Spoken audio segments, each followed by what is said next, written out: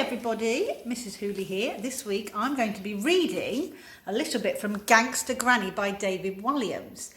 Now, I have never read any David Walliams books, but I know he's really popular, and one of the, always on World Book Day, I see lots of Gangster Grannies, children dressed up as Gangster Grannies, so I thought, this is my chance to try David Walliams. So it's published by HarperCollins. I'm going to read the first chapter, and if I like it, then I'm going to read the whole book. Obviously, this book looks like hundreds of children have read it. It's very well loved. Right, so chapter 1, Cabbagey Water. But Granny is so boring, said Ben. It was a cold Friday evening in November, and as usual, he was slumped in the back of his mum and dad's car. Once again, he was on his way to stay the night at his dreaded Granny's house. All old people are. Don't talk about your Granny like that, said Dad weakly, his fat stomach pushed up against the steering wheel of the family's little brown car. I hate spending time with her, protested Ben. Her TV doesn't work. All she wants to do is play Scrabble, and she stinks of cabbage. Oh, that's not very polite, is it?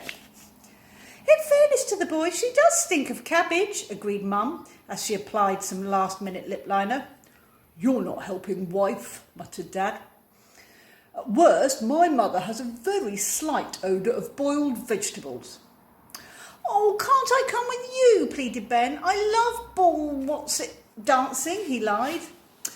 It's called ballroom dancing, corrected Dad. And you don't love it. You said, and I quote, I would rather eat my own bogies than watch that rubbish. Ooh.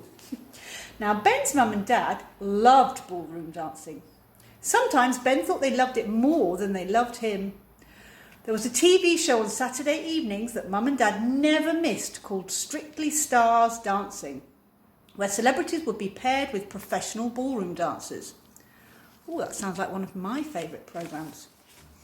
In fact, if there was a fire in their house and Mum could only save either a sparkly gold tap shoe once worn by Flavio Flavioli, the shiny tanned dancer and heartbreaker from Italy, who appeared on every series of the hit TV show, or her only child, Ben thought she would probably go for the shoe. Tonight, his mum and dad were going to an arena to see Strictly Stars Dancing live on stage.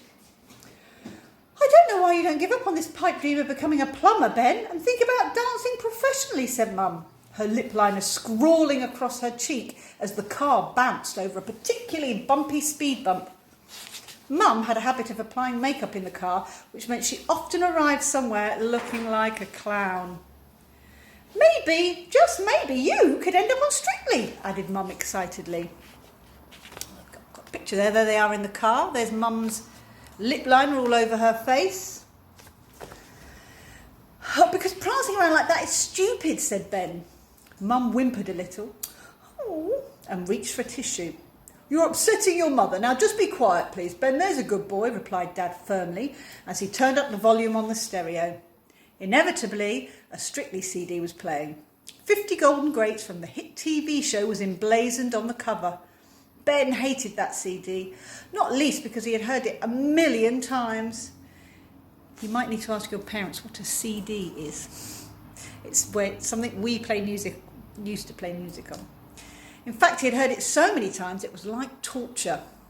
Ben's mum worked at the local nail salon, Gale's Nails. Because there weren't many customers, Mum and the other lady who worked there, unsurprisingly called Gale, spent most days doing each other's nails. Buffing, cleaning, trimming, moisturising, coating, sealing, polishing, filing, lacquering, extending and painting. They were doing things to each other's nails all day long, unless Flavio Flavioli was on daytime TV. That meant Mum would always come home with extremely long, multicoloured plastic extensions at the end of her fingers. Ben's dad, meanwhile, worked as a security guard at the local supermarket.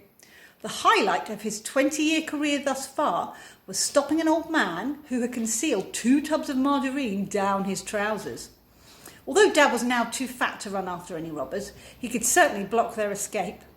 Dad met Mum when he wrongly accused her of shoplifting a bag of crisps, and within a year they were married. The car swung round the corner into Grey Close, where Granny's bungalow squatted. It was one of a whole row of sad little homes, mainly inhabited by old people. The car came to a halt and Ben slowly turned his head towards a bungalow. Looking expectantly out of the living room window was Granny, waiting.